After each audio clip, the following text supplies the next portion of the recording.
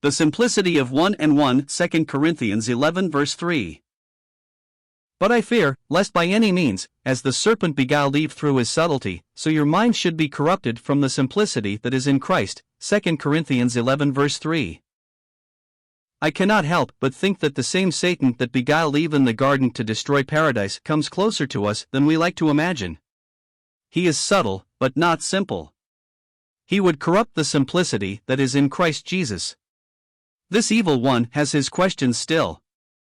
"Hath God said," sounded innocent enough. But by the time she was through with trying to answer it, she was entertaining a nest of doubts that writhed like a sea of serpents. The poison of these asps has fueled the flames of hell to this day and has raised the once green canopy of peace and left many of faith and fellowship a smoking ruin.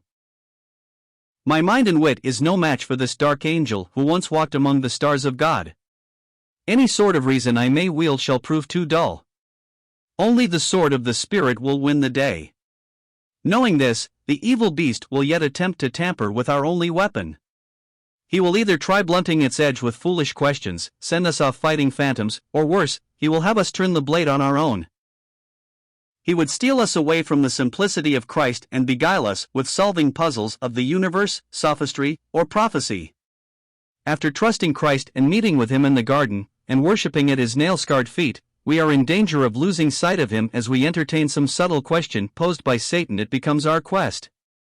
We must prove the preterist and infidel, hang some hyper-Calvinist, or raise a standard of some determined doctrine like an ensign on the pinnacle of the temple.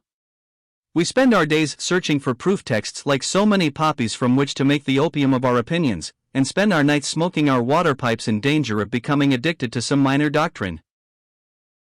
Half the church is off on some holy war and is in danger of dying on a wrong and ill-chosen battlefield, when all the while Christ has simply asked us to bring the news of a victory already won, and that we his followers be one. If the serpent has failed to keep us from being one, be assured he will spend the rest of evil days trying to keep us from being one.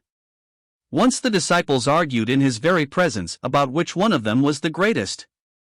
Now the church argues about his second coming, his gifts, or his grace, and like so many money changers in the temple, is in danger of missing the moment and the majesty of his presence.